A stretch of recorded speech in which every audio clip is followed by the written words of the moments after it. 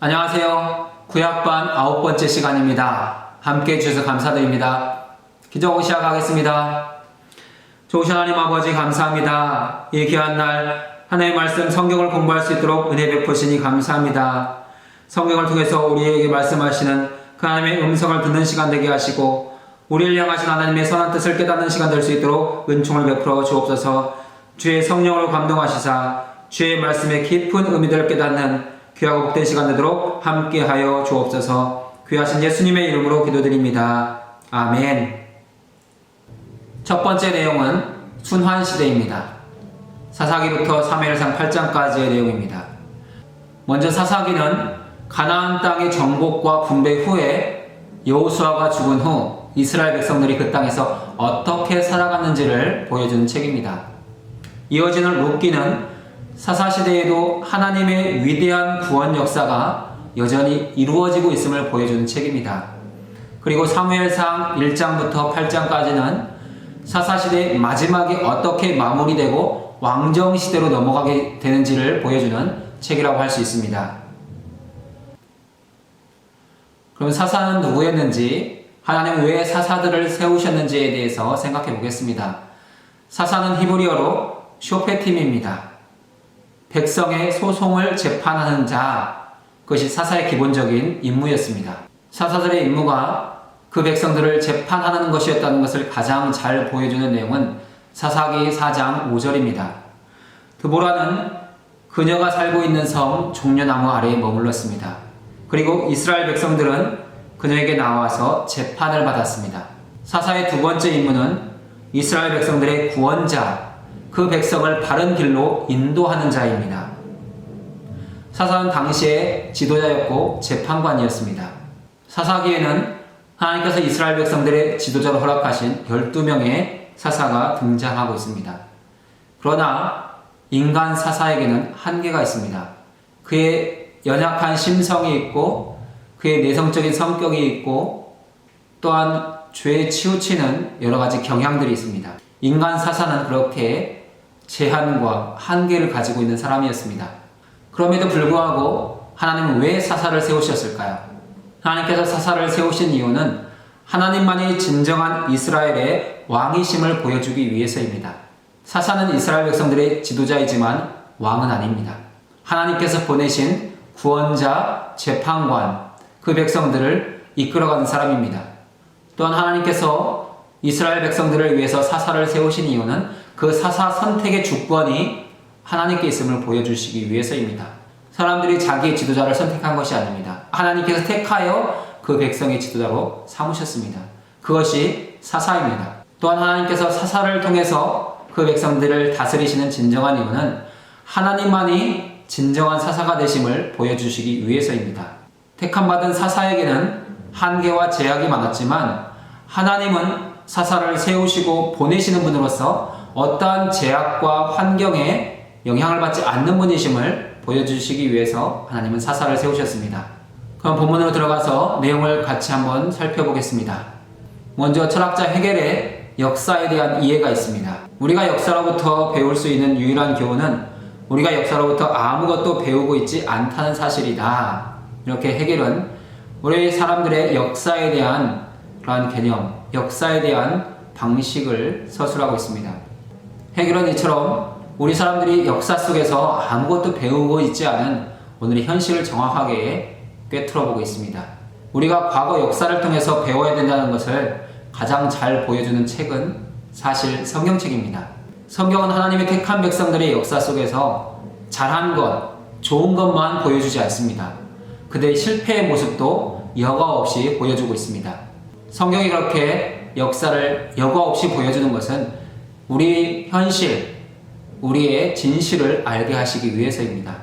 하나님 오늘도 우리가 역사를 통해서 특별히 하나님의 말씀인 성경을 통해서 하나님의 이야기, 하나님과 함께하는 이야기, 하나님의 역사를 정확하게 이해하고 배우기를 원하십니다. 우리가 오늘 공부하게 될 사사기부터 사무엘상 8장까지의 내용에는 5단계로 이루어진 죄의 순환 역사가 7차례나 반복되고 있습니다.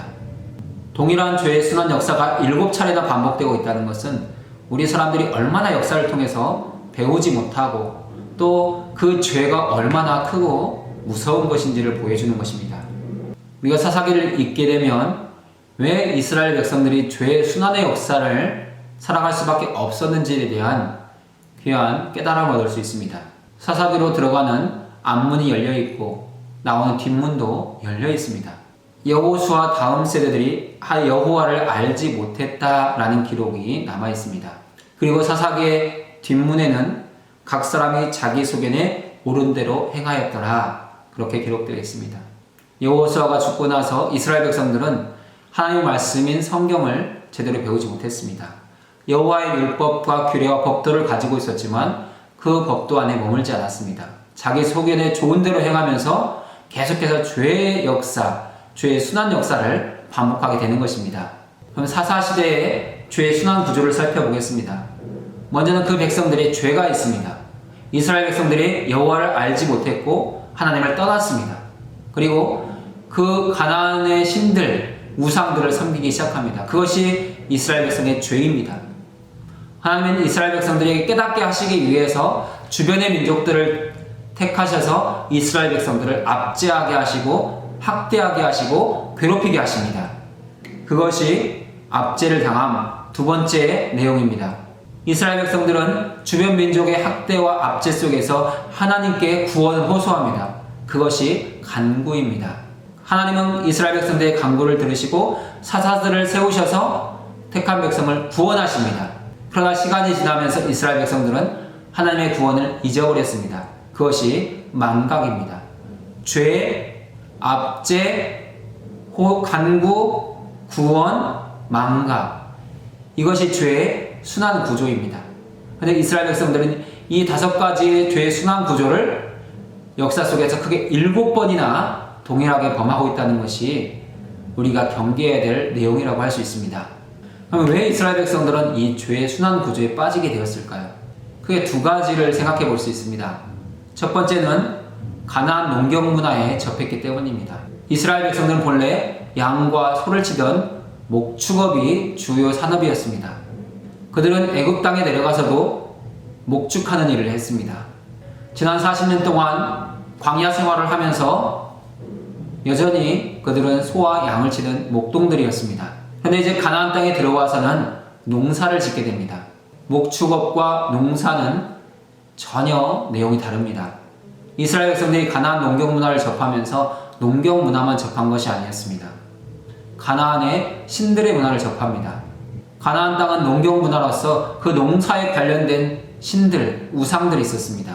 이스라엘 백성들은 자신들이 짓는 농사도 잘 되려면 가나안의 우상들을 섬겨야 된다고 생각했습니다. 그래서 가나안의 우상 문화를 섬기기 시작한 것입니다. 이스라엘 백성들이 죄의 순환에 빠지는 두 번째 이유는 하나님을 알지 못하는 다음 세대가 일어섰기 때문입니다. 여호수아와 함께 사역했던 장로들이 살던 때에는 이스라엘 백성들이 규례와 법들을 잘 지켰고 하나님을 알았습니다. 그러나 세월이 지나면서 그 백성들에게 하나님의 말씀을 올바르게 가르치는 사람이 없었습니다. 그래서 그들에게 점점 하나님의 말씀이 약해지기 시작했고 믿음도 약해졌습니다. 그들의 믿음이 약해질 수밖에 없었던 또 하나의 근본적인 이유는 그들에게 말씀을 가르쳐야 되는 레위 지파들이 흩어져 살기 시작하면서부터입니다. 하나님은 이스라엘 백성들에게 가나안 땅 전체를 분배해 주시면서 그들이 쉽게 말씀을 접하고 신앙을 배울 수 있도록 레위 지파를 48성읍에 나누어 거주하게 했습니다. 그러나 그 지파들마다 그 백성에 대한 말씀의 교육과 훈련이 잘 되는 곳도 있었지만 부족한 것도 많았습니다. 특별히 말씀을 가르쳐야 되는 레위 지파의 사명의식이 약화되면서 이스라엘 백성들은 하나님의 말씀인 율법을 제대로 교육받지 못했습니다. 율법 교육의 부재가 곧 이스라엘 백성들의 신앙의 약화로 이어졌습니다. 그래서 그들은 죄의 순환 역사에 점점점 빠져들 수밖에 없는 구조가 된 것입니다. 국가의 두 번째 내용은 과거의 잘못을 되풀이하지 말라입니다. 이 내용에서는 죄의 순환을 보여주는 말씀들을 우리에게 보여주고 있습니다. 특별히 사사기 3장에 등장하는 이 죄의 순환 구조를 정확하게 보여주고 있습니다. 먼저 1단계라고 할 수 있는 죄가 있습니다. 이스라엘 자손이 여호와의 목전에서 악을 행하여 자기들이 하나님 여호와를 잊어버리고 바알들과 아세라를 섬긴지라. 이스라엘 백성들이 하나님을 떠나 우상을 섬기는 것, 그것이 죄의 시작입니다. 두 번째 순환 단계는 압제입니다. 여호와께서 이스라엘에게 진노하사 그들을 메소보다미아 왕 구산 리사다임의 손에 파셨으므로 이스라엘 자손이 구산 리사다임을 8년 동안 섬겼더니, 하나님을 떠난 이스라엘 백성들을 돌이키게 하시기 위해서 하나님께서 주변 민족 메소보다미아 왕 구산 리사다임을 보내어 이스라엘 백성들을 학대하게 하셨습니다. 죄의 순환 3단계는 간구입니다. 메소보다미아 왕의 그 학대를 견디지 못한 이스라엘 백성들은 하나님께 구원을 호소합니다. 이스라엘 자손이 여호와께 부르짖음에 하나님께서 그 백성들을 불쌍히 여기시고 구원해 주시기를 기도하기 시작합니다. 죄의 순환 4단계는 구원입니다. 하나님께서 그 백성들의 기도를 들으시고 그들을 건져주십니다. 여호와께서 이스라엘 자손을 위하여 한 구원자를 세워 여호와의 영이 그에게 임하셨으므로 온니엘의 손이 구산 리사다임을 이기니라. 하나님께서 온니엘을 택하셔서 하나님의 영으로 감동시키시고 그 백성들을 구원해 내셨습니다. 죄의 순환 단계 5번째는 망각입니다. 이스라엘 자손들이 또 여호와의 목전에서 악을 행하니라. 사람들은 세월이 지나면 하나님께 받았던 은혜들을 다 잊어버리는 경향이 있습니다. 이스라엘 백성들도 그랬습니다. 하나님께서 그 학대와 압제 속에서 구원을 호소할 때 건져주셨다는 것을 다 잊어버리고 다시 우상을 섬기는 그런 죄악의 자리로 돌아가 버린 것입니다. 그러면 이러한 죄의 순환 구조가 이스라엘 백성들에게만 있었느냐? 그렇지 않습니다. 오늘 우리에게도 동일한 죄의 순환 구조가 있다는 것입니다. 그러면 오늘의 현대인들에게 나타나는 죄의 순환 구조는 어떻겠습니까? 한 예를 들어본다면 뒤로 미루는 죄가 있습니다. 오늘 우리가 해야 될 일들이 있습니다. 제가 오늘 당장 해야 되는 일이 있습니다. 근데 우리는 그것을 뒤로 미룹니다. 이건 조금 이따 하지. 이 일은 내일 해야 되겠어. 그렇게 미룬다는 것입니다. 하지만 어김없이 그 일을 끝마쳐야 되는 시간이 다가옵니다. 그럼 우리의 마음이 급해집니다. 하나님 도와주십시오. 이거 잘 해야 됩니다. 이거 성공 못하면 큰일 납니다. 하나님의 도우심을 간구합니다. 그럼 하나님 우리의 기도를 들으시고 도와주십니다. 생각지도 못했던 아이디어가 떠오르고 또 좋은 글들을 쓸 수 있게 돼서 그 일을 잘 마칠 수 있습니다. 하나님의 도우심이 있는 것입니다. 그럼 우리는 하나님 감사합니다. 다음부터 열심히 정말 최선을 다하고 미리미리 하겠습니다. 라고 기도하지만 또 다음이 되면 어떻게 합니까? 또 여전히 자기의 일을 뒤로 미루죠. 그것이 하나님의 은혜를 잊어버리고 심판의 지연으로 들어가는 것입니다. 그럼 하나님은 또다시 우리의 죄로 인해서 우리의 잘못으로 인해서 우리를 힘들게 하시고 또 구원을 호소하고 구원을 얻고 또 잊어버린 그런 죄의 순환 구조 속에서 우리도 여전히 살아가고 있다는 것입니다. 그러면 우리가 우리 안에 있는 이러한 죄의 순환 구조를 끊어내기 위해서 어떻게 하면 좋겠습니까? 우리가 3가지를 잘 해야 되는데 첫 번째 내용은 우리의 자신의 연약함을 늘 고백하는 것입니다. 하나님, 내가 이런 사람입니다. 나는 이렇게 늘 내 일을 뒤로 미루는 사람입니다. 미리미리 하지 못하는 사람입니다. 꼭 일이 닥쳐야만 하는 사람입니다. 이런 나를 불쌍히 여기시고 미리미리 할 수 있는 마음을 주십시오. 나를 도와주십시오. 우리의 연약함을 고백하는 것입니다. 죄의 악순환을 끊어내기 위한 두 번째 방법은 주님의 성령이 나를 다스리도록 간구하는 것입니다. 하나님, 내가 연약한 사람이라는 것을 주님이 아시니 내가 늘 내 일에 대해서 최선을 다할 수 있도록 도와주십시오. 주님께 간구하는 것입니다. 우리의 연약함만 고백하는 것이 아니라 그 연약함을 강하게 하실 그 주님 앞에 우리를 의탁하는 것이 간구입니다. 그리고 아주 중요한 3번째 것이 있습니다.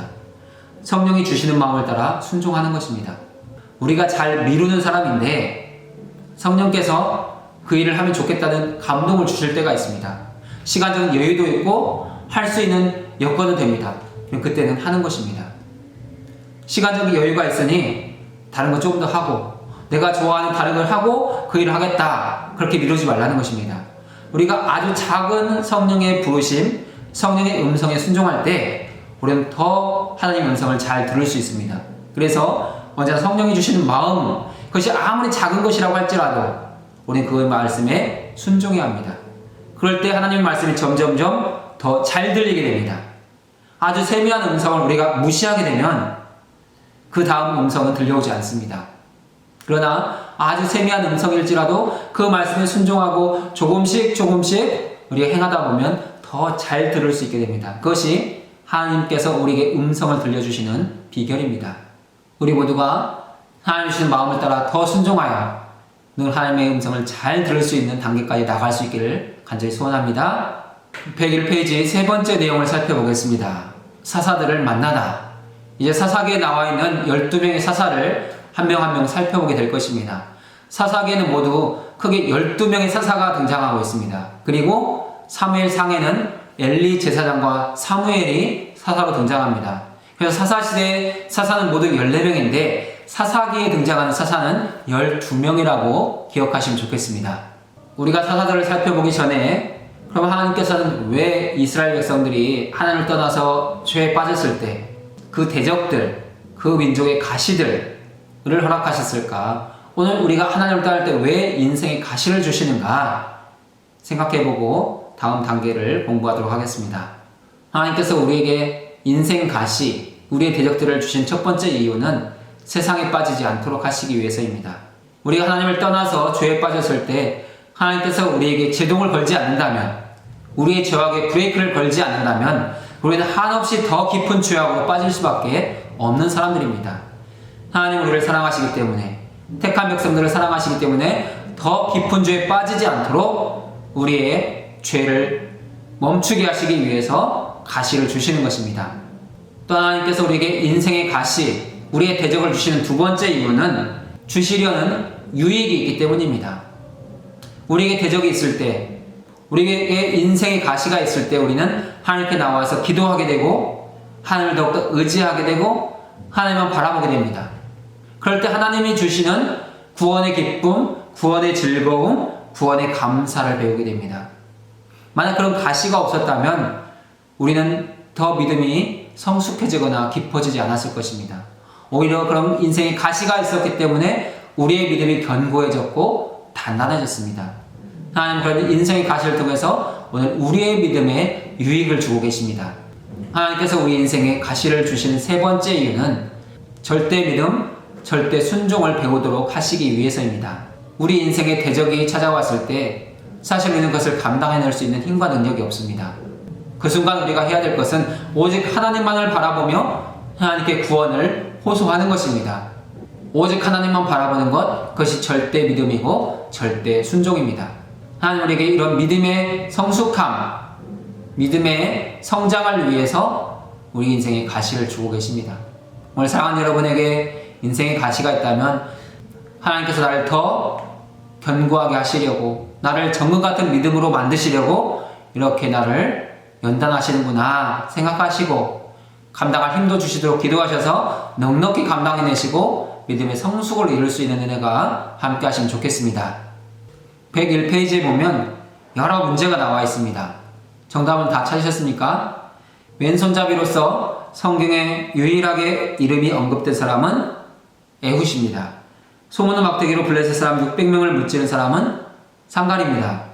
사사이자 선지자이자 시인이었던 여인은 드보라입니다. 양털을 이용해 하나님께 표적을 구한 사람은 기드온입니다. 차기 사사 자리를 차지하기 위해 이복 형제 69명을 죽인 사람은 아비멜렉입니다. 전쟁에서 승리하고 돌아올 때 누구든지 자기를 제일 먼저 영접한 사람을 하나님께 제물로 바치겠다고 경솔하게 서원해서 결국 자신의 무난 복렬을 바친 사람은 입다입니다. 여자에게 홀린 긴 머리에 힘센 장사는 삼손입니다. 블레셋에게 언약궤를 빼앗길 당시 제사장과 사사 역할을 감당하고 있던 사람은 엘리입니다. 사울과 다윗에게 기름을 부어 그들을 왕으로 세웠던 사람은 사무엘입니다. 이제 이러한 사사들을 한 사람 한 사람 깊이 있게 다루어보도록 하겠습니다. 온니엘은 메소포타미아에서 이스라엘 백성들을 구원한 첫 번째 사사입니다. 온니엘은 갈렙의 조카 사유였습니다. 온니엘의 이름의 뜻은 여호와는 나의 하나님이시다입니다. 사실 이 온니엘의 이름만 생각해봐도 상당히 우리에게 도전을 주는 이름입니다. 세상의 모든 사람들이 다 여호와를 알지 못하고 여호와를 떠났습니다. 그런 세상에서 온니엘의 부모는 아들이 태어났을 때 이름을 온니엘로 지어주었습니다. 여호와는 나의 하나님이시다. 오늘 우리 시대에 나의 이름이 온니라고 생각해 보십시오. 어떨 것 같습니까? 마음 편하게 사회생활 하실 수 있을 것 같습니까? 좀 쉽지 않을 것입니다. 그런데 온니의 아버지는 아들이 태어났을 때 그 아들의 이름을 온니엘로 주어졌습니다. 만약 온니엘이 은행 창구에 가서 업무를 기다린다고 할 때 은행 직원이 그의 이름을 부른다면 주변 사람들의 반응이 어떻겠습니까? 여호와는 나의 구원이시다시 이리 오십시오 라고 부를 때 사람들이 다 쳐다보지 않겠습니까? 바로 하나님을 다 떠나 있고 우상을 속이는 그 시대에 온니엘은 그런 이름을 가지고 살았습니다. 이스라엘 백성들이 모두 하나님을 떠나버렸고 악을 행하는 시대, 하나님을 잊어버린 세대 속에서 온니엘은 여호와는 나의 구원이시다 그 이름을 가지고 살아갔습니다. 그렇게 살아가는 온니엘에게 여호와의 영이 임하셨고 온니엘을 통해서 메소포타미아 왕 구산 리사다임을 이기게 하셨습니다. 이스라엘 두 번째 서사는 에훗입니다. 에훗은 모압 왕과 싸워서 이스라엘 백성들을 구원한 사람입니다. 에훗은 왼손잡이였습니다. 에훗이 왼손잡이였다는 것은 그만이 가지고 있는 핸디캡, 에훗의 약점이었습니다. 예나 지금이나 왼손잡이는 불편이 많습니다. 많은 사람들이 오른손잡이로 살아가는데 왼손을 가지고 살아간다는 것은 쉽지 않은 일입니다. 특별히 에훗에게는 왼손잡이라는 것이 더 힘든 상황이었습니다. 왜냐하면 에훗은 베냐민 지파였기 때문입니다. 베냐민의 이름의 뜻은 오른손의 아들이라는 뜻입니다.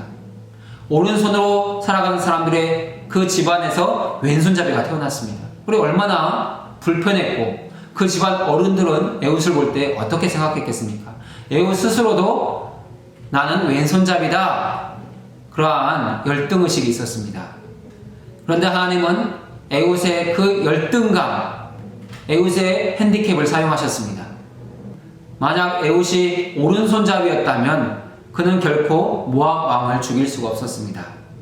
에훗이 왼손잡이였기 때문에 모압 왕을 죽이기 위해서 칼을 숨겨 들어갈 때 그 군사들의 검문에 걸리지 않았습니다. 오른손잡이는 칼을 오른손에 잡거나 왼쪽 다리에 칼집을 차게 돼 있습니다. 그러나 에훗은 왼손잡이였기 때문에 그의 오른쪽 허벅지에 칼을 찼습니다. 모압 왕의 신하들은 에훗을 검문할 때 그의 오른손과 왼쪽 다리만 주위에서 살펴보았습니다. 그래서 그가 무기를 가지고 있지 않다고 생각했습니다. 하나님은 에훗의 왼손이라는 약점을 사용하셨습니다. 그 시대 속에서 왼손잡이는 약점이었지만 하나님이 쓰시기에는 가장 좋은 강점이었습니다. 우리는 왼손잡이 에훗이 사사로 쓰임받는 것을 보면서 하나님의 일하신 주권에 대해서 고백할 수밖에 없습니다. 하나님의 구원에는 신비가 있습니다. 하나님은 그 에훗의 약점, 핸디캡을 가장 훌륭하게 사용하셔서 이스라엘 백성들을 모압 왕으로부터 구원해 내셨습니다. 오늘 사랑하는 여러분에게 인생의 약점들이 있습니다. 부족함들이 있습니다. 그러나 그것이 하나님의 손에 붙잡힐 때는 더 이상 약점이 아니라 강점이 될 수 있습니다. 그것을 기억하시면서 내가 하나님 앞에 붙잡혀서 쓰임받을 것이 무엇인지를 늘 기도하시고 하나님 그것을 강하게 하실 때 더 귀하게 쓰임받는 우리가 될 수 있기를 바랍니다. 이스라엘 세 번째 사사는 삼갈입니다. 삼갈은 블레셋에서 이스라엘 백성들을 구원한 사사입니다. 삼갈은 소문은 막대기로 블레셋 사람 600명을 쳐 죽이고 이스라엘을 블레셋으로부터 구원했습니다. 근데 삼갈에 대한 내용은 아주 짧습니다. 한 줄밖에 기록되어 있지 않습니다. 그런데 그 한 줄에 의미가 있습니다. 하나님의 손에 붙잡혔을 때 하나님께서 그 인생을 사용하셨을 때는 그 이름이 성경책에 기록된다는 것입니다.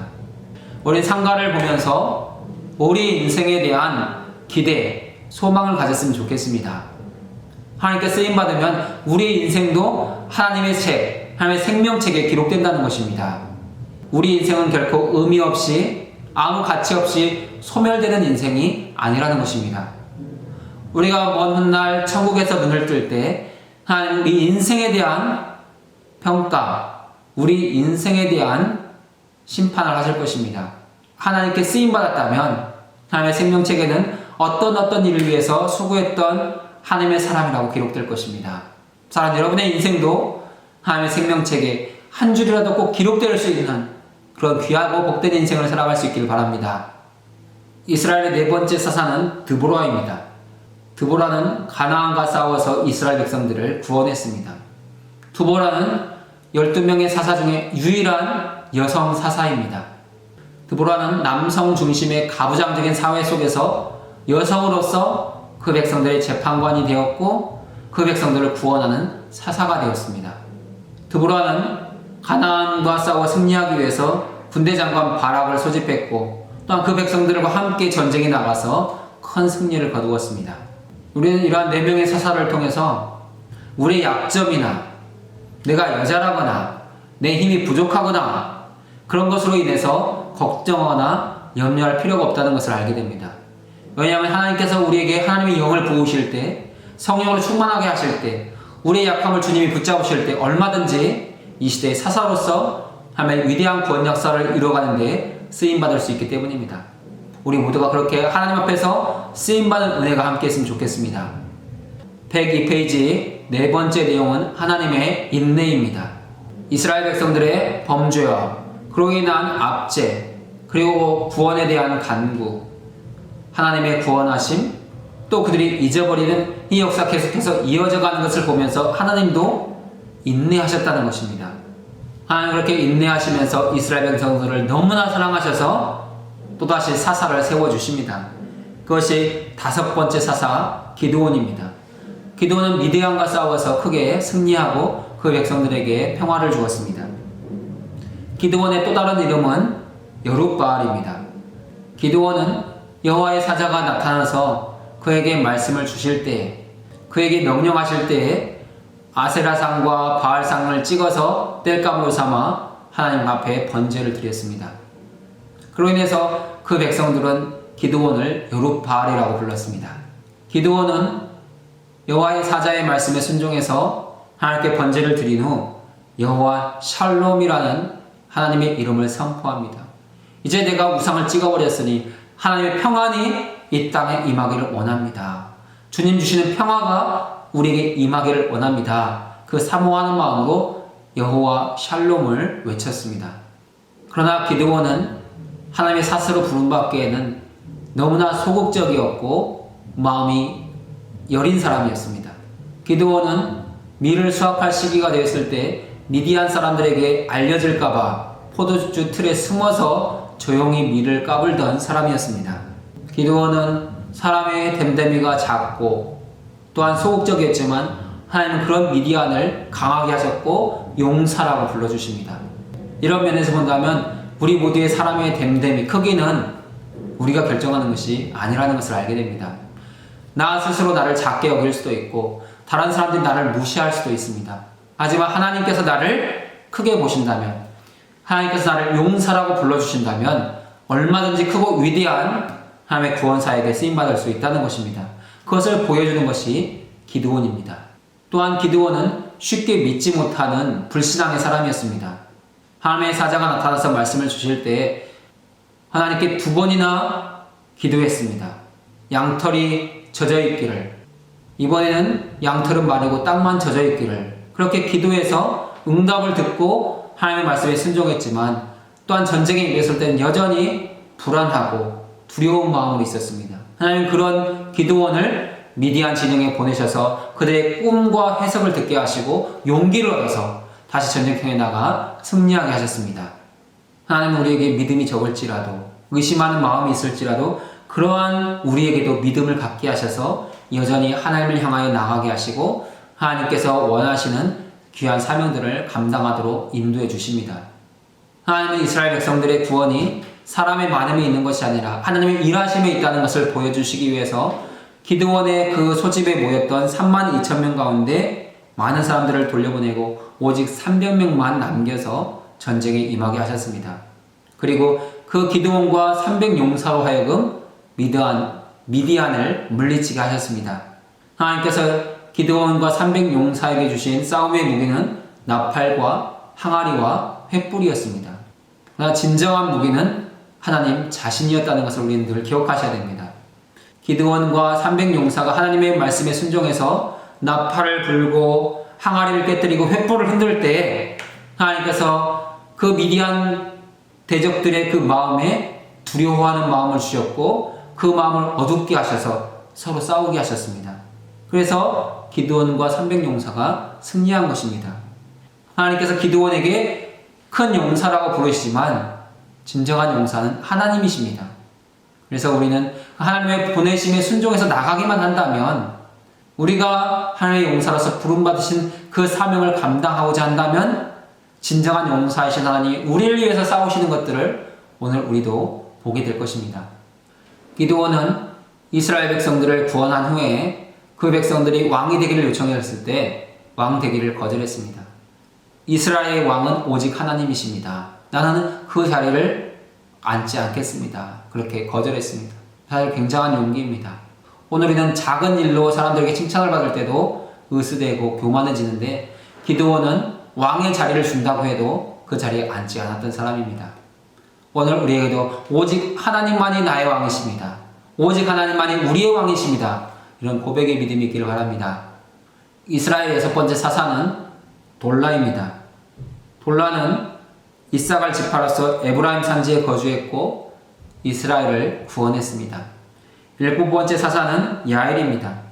야엘 역시 이스라엘 사사로서 자녀 30명을 두었고 길르앗 지역을 다스리면서 그 백성들을 구원했습니다. 8번째 사사는 입다입니다.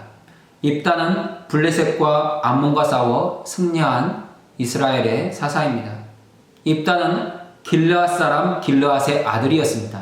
하지만 본처에게서 낳은 아들이 아니라 첩에게서 낳은 아들이기 때문에 본처의 아들들에게 쫓겨났었습니다.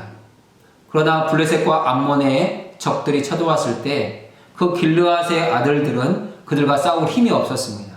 그래서 입다를 다시 자신들의 지도자로 삼아 전쟁에 나가도록 요청했습니다. 입다는 자기 형제들의 초청으로 인해서 다시 이스라엘의 사사가 되었고 전쟁에 나갔습니다. 하지만 전쟁에 나가기 전 성급한 서원을 하여 자기의 딸을 인신제사로 드리게 되었습니다. 우리는 여기서 서원할 때 아주 중요한 원리들이 있다는 것을 기억하면 좋겠습니다. 먼저 서원할 때는 하나님 앞에서 내가 지킬 수 있는 내용을 서원하셔야 됩니다. 내가 지킬 수 없는 것을 서원한다면 그것을 갚는 것이 너무나 우리에게는 큰 짐이 됩니다. 그래서 서원하실 때는 꼭 내가 할 수 있는 부분만큼 서원해야 된다는 것을 기억하십시오. 그리고 서원한 것이 있다면 반드시 지켜야 된다는 것을 또한 기억하셔야 됩니다. 하나님은 우리가 서원한 것을 반드시 받으시는 분이십니다. 여러분이 물질로 서약했다면, 여러분이 봉사로 서원했다면 반드시 그것을 이루시기 바랍니다. 그럴 때 하나님께서 더 크고 좋은 것들을 채워가시는 것을 경험하게 될 것입니다. 9번째 사사는 입산입니다. 입산은 베들레헴 사람으로서 7년간 이스라엘을 다스렸습니다. 그에게는 아들이 30명 있었고 딸이 30명 있었습니다. 10번째 사사는 엘론입니다. 엘론은 10년간 이스라엘을 다스렸습니다. 11번째 사사는 압돈입니다. 압돈은 8년간 이스라엘을 다스렸고 아들 40명, 손자 30명 있었습니다. 사사기를 읽어보면 그에 기록된 내용이 많은 사람도 있습니다. 하지만 한 줄, 두 줄인 사람도 있습니다. 하지만 사서로 쓰임받기는 다 동일한 사사였습니다. 사랑하는 여러분도 교회 안에서 주의 몸된 교회를 섬겨갈 때 크고 많은 일을 하시는 분도 있지만 작고 사소해 보이는 일을 하시는 분들도 있습니다. 그러나 주님 앞에 가면 큰 일이나 작은 일이나 다 무게는 같다는 것을 늘 기억하십시오. 그래서 하나님께서 나에게 원하시는 일이라면 작다고 할지라도 아멘으로, 크다고 할지라도 기쁨으로 잘 감당하실 수 있기를 바랍니다. 이제 마지막 이스라엘의 12번째 사사를 살펴보겠습니다. 삼손입니다. 삼손은 블레셋과 싸워서 이스라엘을 구원한 사사입니다. 삼손은 나시른으로 태어났습니다. 단지파 마노아에게 오랫동안 자식이 없었습니다. 그러나 어느 날 하나님의 사자가 마노아의 아내에게 찾아와서 아들이 있을 것을 말씀해 주시고 나시린의 규칙을 말씀하셨습니다. 하나님의 사자가 마노아의 아내에게 찾아와서 주신 규례는 3가지입니다. 포도주와 독주를 마시지 말라는 것입니다. 포도주와 독주는 사람의 정신을 흐리게 하는 것입니다. 하나님의 일을 감당할 때에는 항상 우리의 영혼은 깨어 있어야 되고 정신은 맑아야 됩니다. 그러니 포도주와 독주를 끊어야 되는 것입니다. 삼손에게 요구된 두 번째 규칙은 부정한 음식을 먹지 말라는 것입니다. 성경에는 정한 음식과 부정한 음식의 규례들이 있습니다. 그 가운데 정한 음식을 먹어라 라고 말씀하고 있습니다. 그것은 하나님의 사람으로서의 건강을 지키도록 하시기 위해서이고, 또한 하나님이 창조하신 이 창조 세계에 대한 보존의 의무도 함께 있는 것입니다. 삼손에게 주어진 세 번째 규칙은 머리 위에 삭도를 대지 말라는 것입니다. 머리에 삭도를 대지 말라는 규례는 하나님의 말씀에 대한 순종입니다. 머리를 자를 수도 있고 자르지 않을 수도 있습니다. 하지만 그 머리가 길러가는 것을 보면서 내가 하나님께 서원한 사람이라는 것, 내가 하나님께 드려진 사람이라는 것을 기억하라는 것입니다. 그렇게 나시른으로 태어난 삼손에게 주신 하나님의 은혜가 있습니다. 첫 번째 은혜는 하나님의 복주심입니다. 하나님께서 삼손에게 은혜를 베푸셨고 그에게 많은 것들을 채워주셨습니다. 또한 두 번째 하나님의 은혜는 여호와의 영이 그를 움직이기 시작했다는 것입니다. 하나님은 삼손을 택하시기만 하고 너의 힘과 능력과 지혜로 하라고 말씀하시지 않습니다. 여호와의 영, 성령으로 감동하셔서 그에게 힘을 주시고 블레셋을 이기게 하셨습니다. 그럼에도 불구하고 삼손이 하나님 앞에서 아웃당한 이유는 무엇이겠습니까? 그것은 나시린의 규례를 위반했기 때문입니다. 삼손은 어려서부터 나시린의 규례를 중요하게 생각하지 않았습니다. 늘 포도주와 독주 마시기를 좋아했고 부정한 음식도 서슴지 않고 먹는 사람이었습니다. 또한 자기가 좋아하는 여인의 그 간청을 못 이겨서 머리털을 밀려서 눈이 뽑히는 불쌍한 신세를 당하기도 했습니다. 삼손이 하나님 앞에서 아웃당한 두 번째 이유는 그는 결코 기도하는 삶을 살지 않았다는 것입니다. 삼손은 어떤 행동을 할 때 하나님께 나가 기도하거나 묻지 않았습니다. 자기 생각대로, 자기의 뜻대로, 자기 주어진 힘만 믿고 무슨 일이든지 벌이는 사람이었습니다. 그는 성급했고 그는 막무가내였습니다. 그런 삼손이 마지막 죽기 전에는 한 번 기도하고 죽습니다. 하나님께서 나에게 힘을 한 번만 더 주셔서 이 블레셋 사람들과 함께 죽게 해주십시오. 그랬을 때 그 블레셋 사람들의 신전에서 기둥을 껴안고 쓰러져 함께 죽었습니다. 삼손 아웃당한 또 한 명의 사사는 엘리입니다. 엘리는 제사장이면서 사사였습니다. 그러나 영적으로 둔한 사람이었습니다. 엘리는 몸만 비둔한 것이 아니라 영적으로도 둔했습니다. 엘리가 영적으로 둔했다는 것을 보여준 세 가지 모습이 사무엘상에 기록되어 있습니다. 첫 번째로 엘리는 한나가 기도할 때 한나의 기도를 알아보지 못했습니다. 엘리는 기도하는 한나에게 찾아와서 여인이여 술을 끊으라. 한나가 술 취하여 있는 줄 알고 술을 끊으라고 권면했습니다. 두 번째로 엘리는 두 아들의 영적인 죄악들, 영적인 교만함을 다스리지 못했습니다. 아들들의 죄를 통제하지 못해서 결국은 두 아들을 죽게 만들었고 자기도 죽는 결과를 맛봐야 됐습니다. 세 번째 엘리의 영적인 둔함은 블레셋 족속에게 언약궤를 빼앗기는 모습에서 나타납니다. 언약궤는 전쟁을 이기기 위한 도구가 아닙니다. 그런데도 이스라엘 백성들이 전쟁에서 패할 때 이기고자 언약궤를 가지고 나가도록 허락해 주었습니다. 그것이 엘리의 영적인 둔함들입니다. 그러나 엘리에게도 잘한 부분 두 가지가 있는데, 첫 번째는 사무엘이 어려서부터 성전에서 봉사하도록 허락했다는 것입니다. 성전에서 하나님의 예배를 섬기고 봉사할 수 있는 사람들은 레위 지파입니다. 사무엘상 1장 1절에는 엘리의 아버지가 에브라임 사람으로 나와 있지만 역대상 6장 25절부터 28절을 보면 사무엘의 아버지 엘가나는 레위 지파라는 것을 알 수 있습니다. 사무엘은 레위 지파로서 어려서부터 여호와의 성전에서 하나님을 섬기는 하나님의 제사장의 직분을 감당하는 훈련을 받게 되었습니다. 또한 엘리가 사사로서 잘 감당했던 두 번째 임무는 사무엘이 하나님의 음성 듣는 법을 배우게 했다는 것입니다. 하나님께서 사무엘을 부르실 때 사무엘은 엘리에게 찾아갔습니다.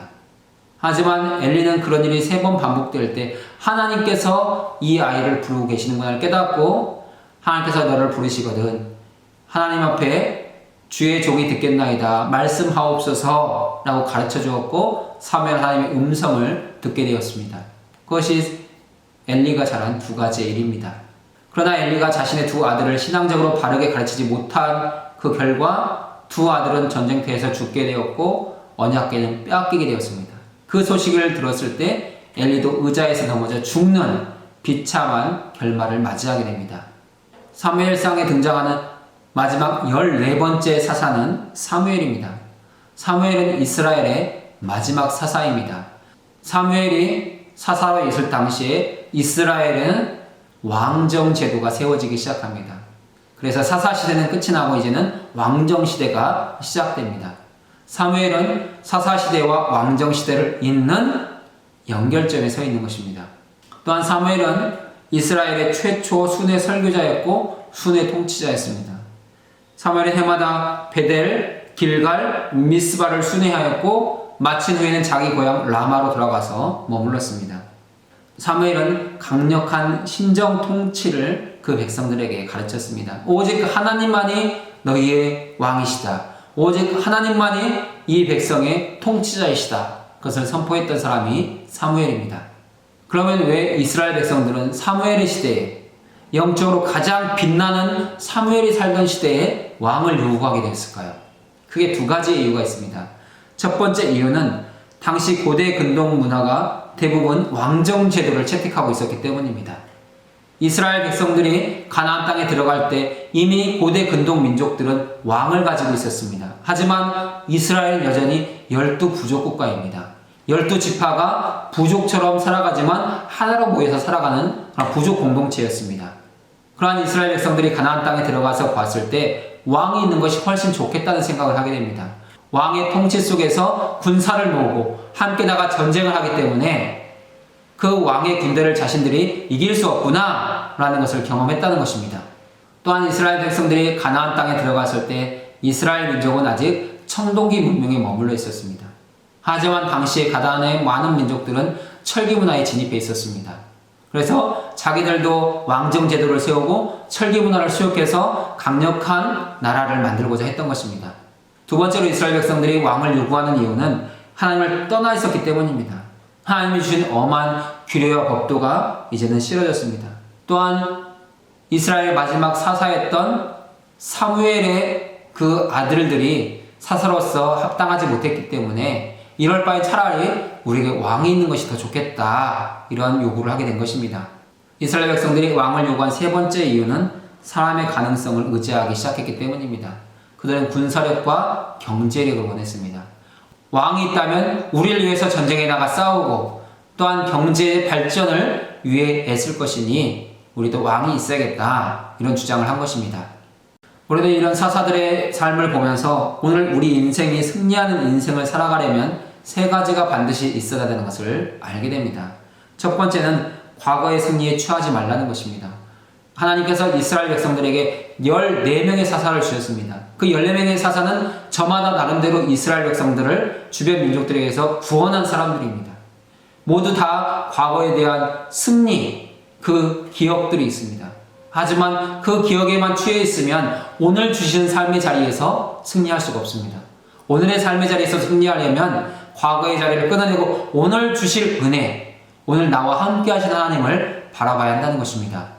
두 번째로 우리가 날마다 승리하는 삶을 살기 위해서는 지속적으로 주의 얼굴을 구하는 삶을 살아가야 합니다. 모든 삶의 시간 속에서 하나님을 바라보고 하나님의 동행하심을 기억하고 하나님을 의지하는 삶을 살아가야 된다는 것입니다. 그리고 세 번째로 우리가 날마다 승리하기 위해서는 하나님의 권능의 손 아래에서 겸손해져야 된다는 것입니다. 나의 힘, 나의 능력이 나의 인생을 구원하는 것이 아닙니다. 하나님의 도우심, 하나님의 선하신 도우심의 손길이 우리 인생을 구원하는 것입니다. 그래서 우리가 날마다 승리하기를 원한다면 오늘 주실 은혜를 바라보고 지속적으로 하나님의 얼굴을 구하면서 하나님의 전능하신 손길 아래 겸손하게 나를 낮출 때 하나님의 나를 통해서 하나님의 위대한 구원의 일들을 이루어 가실 것입니다. 에훗과 같은 왼손잡이, 두보라 같은 여성 전혀 문제가 되지 않습니다. 하나님의 손에 붙잡힌 바 될 때 그 인생도 사사처럼 자신의 구원과 자기 주변 사람들의 구원을 위해서 쓰임받는 그런 인생을 살아가게 되는 것입니다. 그런 귀한 은혜가 날마다 우리 모두 함께 할 수 있기를 바랍니다. 이제 107페이지 룻기의 내용들을 살펴보겠습니다. 7번입니다. 구속의 계보를 이은 로맨스, 룻기에 대한 이야기입니다. 룻기는 한 여인의 순결한 사랑과 한 남자의 책임감이 만나서 이루어지는 아름다운 구원의 사랑 이야기입니다. 106페이지는 그림을 통해서 룻기를 간략하게 보여주고 있습니다. 룻기의 첫 번째 이야기는 베들레헴의 기근을 피해서 모압 땅으로 내려갔던 엘리멜렉과 말론과 기럐이 죽었다는 이야기로부터 시작됩니다. 사사시대의 후반부에 들어가기 시작했을 때 가나안 땅에 기근이 들었습니다. 베들레헴 지역에도 기근이 들었습니다. 베들레헴에 살던 엘리멜렉은 그의 아내와 두 아들을 데리고 모압 땅으로 이주하게 됩니다. 그러나 모압 땅에 이주한 엘리멜렉과 기럐 말론은 10년이 되지 못해서 죽게 되었습니다. 우리는 이 사건 속에서 우리 인생에 기근이 들 때, 우리 인생에 어려움이 생길 때 어떻게 해야 되는지를 두 가지를 배우게 됩니다. 첫 번째, 우리 인생에 기근이 들 때는 하나님의 공급하심과 도우심을 고백하며 자기 자리를 지켜내고 머물러야 된다는 것입니다. 엘리멜렉이 그 아내와 두 아들을 데리고 모압 땅으로 이주했지만 그의 인생이 형통하지 못했습니다. 오히려 그곳에서 병들어 죽게 되었습니다. 하지만 그 사이에 다시 가나안 땅은 기근에서 해방되었습니다. 엘리멜렉과 두 아들이 그 기근을 견뎌내며 베들레헴 땅에 머물렀다면 그는 결코 죽지 않았을 것입니다. 오늘 인생 가운데 흉년이 들 때, 우리 인생 가운데 기근이 들 때 내 삶의 자리를 지켜내는 것도 하나님 우리에게 주신 사명이라는 것을 늘 기억하셔야 됩니다. 그리고 우리 인생에 기근이 들 때 우리는 하나님의 뜻이 무엇인지를 먼저 기도해야 됩니다. 내가 이주하는 것이 하나님의 뜻인지, 아니면 여기 머물러 있는 것이 하나님의 뜻인지, 아니면 다른 방법을 하나님이 원하고 계신지를 늘 기도를 통해서 하나님께 묻고 하나님의 음성을 듣고 그것을 지켜나가는 것. 그럴 때 우리는 우리 인생의 어려움들을 잘 감당해낼 수 있게 될 것입니다. 룻기의 두 번째 이야기는 나오미와 룻이 유다 땅으로 향하고 오르바는 고향인 모압으로 돌아감입니다. 나오미는 자기의 남편 엘리멜렉과 두 아들 말론과 기럐이 죽게 된 후에 베들레헴에 하나님의 은혜가 부어지고 있다는 소식을 듣습니다. 그래서 두 며느리와 함께 고향으로 돌아가기 위해 길을 나섰습니다. 길을 나서서 한참을 가다가 불현듯 생각이 듭니다. 이 두 며느리를 데리고 내가 고향으로 돌아간들 이 두 아이를 위해서 해줄 수 있는 것이 없다는 것을 깨닫습니다. 그리고 두 며느리에게 자기의 고향 집으로 돌아갈 것을 권면합니다. 룻은 시어머니의 하나님이 내 하나님이 될 것이라는 고백 속에서 머물렀고 오르바는 자기의 고향 모압으로 돌아갔습니다. 룻과 오르바는 선택과 결정의 순간 속에서 한 사람은 하나님을 택했고 한 사람은 자기의 고향 모압을 택했습니다. 오늘 우리의 인생 가운데 선택과 결정의 순간이 다가올 때 우리는 어떻게 해야 될까요? 먼저 우리는 내가 선택하는 것이 하나님께 영광이 되는가를 생각해 보셔야 됩니다. 내가 이것을 선택할 때 하나님 기뻐하실 것인가? 정말 하나님 기쁘시게 할 수 있는 일인가를 가장 먼저 생각해야 됩니다. 그리고 두 번째는 내 이 선택이 믿음에 유익한가? 이 선택을 통해서 내 믿음이 견고해지는가? 그것을 생각해 보셔야 됩니다. 세 번째는 나의 선택이 죄악에서는 떠나 있는가? 이걸 생각하셔야 됩니다. 그래서 하나님께 영광이 되고 내 믿음이 성장하고 이것이 죄가 아니라면 그것을 향하여 나가는 것입니다. 그럴 때 그 일을 통해서 하나님의 살아계심을 경험하게 되고 고백할 수 있게 될 것입니다. 룻의 세 번째 이야기는 룻이 보아스의 밭에서 이삭을 주워 모음입니다. 시어머니를 따라서 베들레헴 땅에 돌아왔지만 나오미와 룻은 먹을 양식이 없었습니다. 이미 나오미는 나이가 들어 노쇠해졌습니다. 나가서 일할 수 있는 사람은 룻밖에 없습니다. 하지만 자기의 땅도 없고 기업이 없습니다. 할 수 있는 것은 추수하는 밭에 나가서 남아있는 알곡을 줍는 것입니다. 그래서 룻은 밭에 나가서 이삭 줍기를 합니다. 이삭 줍기는 당시 가난하던 고아와 객과 과부들이 할 수 있는 자기 생명 연장 수단입니다. 그렇게 이삭 줍기에 참여하는 룻을 보고 감동한 사람이 있습니다. 바로 보아스입니다. 보아스는 룻이 자기 시어머니를 따라와서 이삭 줍기를 통해서 시어머니를 섬기고 있다는 소식을 들었습니다. 나이든 보아스에게는 너무나 아름다운 모습이었습니다. 룻의 이 모습 속에 하나님의 선하신 인도하심이 보여집니다. 오늘 우리의 인생의 발걸음 역시 하나님은 한 걸음 한 걸음 인도해 가는 분이시라는 것입니다. 하나님은 룻을 모압 땅에서부터 베들레헴까지 옮기셨습니다. 그리고 보아스의 밭에 가서 이삭을 죽게 하셨습니다. 그녀의 발걸음을 인도하시는 분은 하나님이셨다는 것입니다. 마찬가지로 오늘 우리의 발걸음 역시 하나님께서 한 걸음 한 걸음 인도해 가고 계십니다. 날마다 하루하루의 삶을 주님께 의탁하면서 살아가십시오. 그리고 하나님의 인도하심에 감사하시기 바랍니다. 하나님에게 더 좋은 길로, 더 안전한 길로, 더 평안의 길로 우리의 발걸음을 인도해 가실 것입니다. 룻의 네 번째 이야기는 룻이 보아스에게 기업 물을 것을 간청함입니다. 보아스가 룻에게 호의를 베풀었다는 것을 나오미가 듣습니다. 나오미는 룻에게 어떻게 행동해 줘야 될지를 가르칩니다. 나오미는 룻에게 보아스가 자는 것을 살폈다가 그가 잠든 후에 조용히 그의 발치 이불을 들고 들어가 거기 누우라고 말합니다.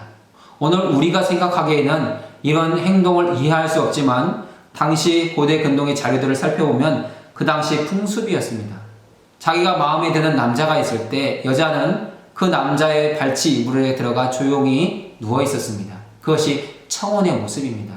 당시의 청혼은 꽃을 들고 가거나 아니면 예물 반지를 들고 가는 것이 아니었습니다. 자기가 마음에 드는 남자의 이불가에 가서 가만히 머물러 있는 것, 그것이 청혼입니다. 룻은 당시의 청혼 습관을 따라서 보아스의 이불을 들고 거기 누워 있었던 것입니다. 룻의 다섯 번째 이야기는 보아스가 합법적으로 기업 물을 자가 됨입니다. 보아스는 룻의 청혼을 받아들였습니다. 그리고 룻의 합법적인 남편이 되기 위해서 기업 물을 자 예식을 취합니다. 기업 물을 자를 고엘이라고 말합니다. 당시 이스라엘에는 고엘 제도가 있었습니다.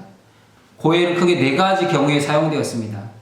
첫 번째 고엘은 빚 때문에 팔린 재산의 소유권을 회복할 때 사용됩니다. 내가 빚을 져서 부모로부터 상속되던 기업을 잃어버렸을 때 다시 재산을 모아서 그 땅을 찾는 것, 그것이 고엘입니다. 두 번째 고엘은 자손이 없이 죽은 사람의 이름을 회복하여 보존시키는 데 사용되는 것입니다. 엘리멜렉, 말론, 기련이 죽었습니다. 그들의 후손이 없기 때문에 그들의 이름이 그 지파 안에서 영원히 사라지게 되는 것입니다. 이럴 때 기업 물을 자는 그 죽은 자들의 아내를 취해서 그들에게 자식을 낳도록 해주었습니다. 그렇게 함으로써 자손이 없이 죽은 사람들의 이름을 회복해주는 삶을 살아갔습니다. 그것이 고엘입니다. 세 번째 고엘은 살인의 경우에 피해 복수자를 의미했습니다. 그리고 네 번째 고엘은 하나님이 진정한 우리의 고엘이시라는 고백이 있었습니다. 그것이 이사야서에 나오는 내용들입니다. 룻기의 여섯 번째 그림은 룻과 보아스가 결혼함입니다. 마침내 룻과 보아스는 행복하게 결혼하게 되었습니다. 우리는 룻과 보아스가 결혼하는 모습을 통해서 하나님께서 우리를 통해서 세워주신 가정을 돌아볼 필요가 있습니다. 하나님 왜 우리에게 가정을 주셨을까요? 하나님 왜 나에게 남편을 주셨을까요? 하나님 왜 나에게 아내를 주셨을까요? 왜 그 사람이었을까요? 더 멋진 남자, 더 아름다운 여인도 있었는데 왜 하나님은 그 남자, 그 여자를 만나게 하셔서 가정을 세워가게 하실까요? 여기 하나님의 선하신 뜻이 있습니다. 하나님 보시기에 그 남자의 그 여자는 가장 좋은 배필이라는 것입니다. 하나님 보시기에 그 여자의 그 남자는 가장 좋은 배필이었습니다. 오늘 사랑하는 여러분 곁에 있는 배우자는 하나님이 택해서 짝지어 주신 여러분의 가장 잘 맞는 배우자입니다. 처음 결혼하실 때는 환상이 있었을 것입니다. 이 여자하고 살면, 이 남자하고 살면 내가 행복할 거야. 그런데 그 환상이 깨어지죠. 그런 걸 뭐라고 합니까? 환멸이라고 합니다. 환멸을 느낀다. 내 환상이 깨졌다는 것입니다. 그런데 우리의 인생은 환상만으로 살아가는 것이 아닙니다. 우리 현실 속에서 하나님이 주신 내 남편, 내 아내가 얼마나 나에게 소중한지, 정말 그 사람을 통해서 내가 얼마나 내 인생이 아름답게 빚어지고 있는지를 봐야 되는 것입니다. 하나님께서 두 사람을 만나게 하셔서 가정을 세우게 하시는 첫 번째 목적은 생육하고 번성하라는 문화 명령을 이루게 하시기 위해서입니다. 하나님 아담과 하와를 지으시고 생육하고 번성하라, 이 땅에 충만하라고 말씀하셨습니다. 가정은 이 땅에 하나님의 사람들을 세워가는 문화 명령의 시작점입니다. 그리고 하나님께서 우리를 통해서 가정을 세우시는 목적은 하나님의 영광과 하나님의 나라를 위해서 쓰임받는 귀한 기초를 세우라는 것입니다. 하나님은 우리로 가정을 세우게 하실 때, 우리를 부부되게 하실 때 원하셨던 하나님의 뜻이 있습니다. 우리는 날마다 하나님께 나아가 그것을 기도로 묻고 그 뜻이 이루어지기를 기도하시고 날마다 하나님을 의지하셔야 됩니다. 그럴 때 정말로 우리 두 사람이 세워가는 가정이 하나님 안에서 아름다운 가정, 하나님 기뻐하시는 가정으로 새로워지는 것입니다. 사랑하는 여러분의 가정이 정말 하나님이 두 사람을 만나게 하셨을 때 원하셨던 그 아름다운 가정의 모습으로 세워져 가실 수 있기를 바랍니다. 하나님께서 우리를 통해서 가정을 세우시는 세 번째 목적은 믿음의 계보, 예비자의 계보를 있게 하기 위해서입니다. 이것은 우리가 우리 자녀들에게 바른 믿음의 교육과 신앙교육을 시켜서 다음 세대를 예배자로, 믿음의 사람으로, 기도의 사람으로 양육해야 될 책임이 있다는 것입니다. 이 사명을 잘 감당할 수 있기를 바랍니다. 룻의 마지막 이야기는 룻과 보아스 사이에 오벳이 태어남입니다. 하나님은 룻과 보아스가 결혼하게 하셨고 그 가정에 아들을 주셨습니다. 그 아들의 이름이 오벳입니다.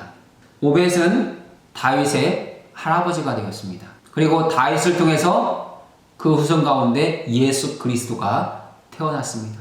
룻은 이방 여인이었지만 이 그리스도의 계보에 들어오는 영광을 얻었습니다. 하나님은 룻이 구원의 계보, 영광의 계보에 들어오게 하신 것처럼 오늘 우리 모두도 구원의 백성, 하나님의 자녀가 되어서 이 계보를 이어가게 하십니다. 오늘 우리를 통해서 태어나는 자녀들, 또 우리가 전도하는 많은 사람들은 계속해서 믿음의 계보를 이어가는 사람들입니다. 예수 그리스도 안에서 예수 그리스도를 구원의 주님으로 모시고 살아가는 하나님의 천국 백성들이 되는 것입니다. 우리는 그렇게 결혼과 출생을 통해서 구원의 계보를 이어가고 복음 전도와 선교를 통해서 하나님의 나라 계보를 이어가고 있습니다. 우리의 구원의 계보는 생명책에 언제나 기록되는 그런 귀한 은혜로 남게 될 것입니다. 우리가 이러한 사실들을 기억한다면 우리는 계속해서 구원의 계보가 이어져 갈 수 있도록 우리의 다음 세대에게 바른 믿음을 가르쳐야 되고 하나님을 알지 못하는 많은 사람들에게 복음을 전해서 그들도 구원의 계보에 들어올 수 있도록 전도해야 된다는 것을 기억해야 되겠습니다.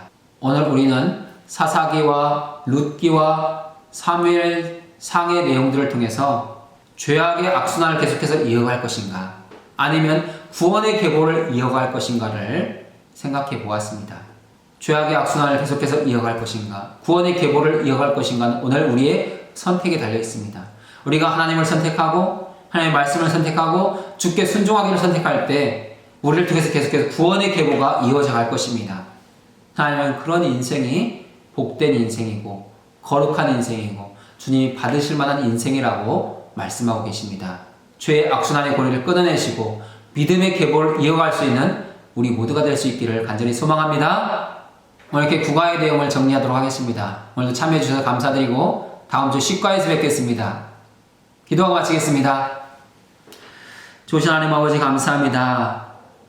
사사기의 말씀들을 통하여서 우리 인생의 죄악들이 어떻게 끊어져야 되는지 우리가 어떻게 구원의 계보를 이어가야 되는지를 깨닫게 하시니 감사합니다. 하나님 날마다 우리에게 은혜 베푸시고 성령으로 감동하셔서 죄악이 무엇인지 깨닫게 하시고 그것을 끊어낼 수 있는 믿음의 용기와 담대함을 더하여 주옵소서.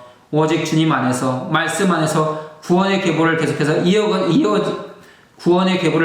이어가는 우리 모두가 되도록 은총을 베풀어 주옵소서. 존귀하신 예수님의 이름으로 기도드리옵나이다. 아멘. 오늘도 수고하셨습니다. 감사합니다.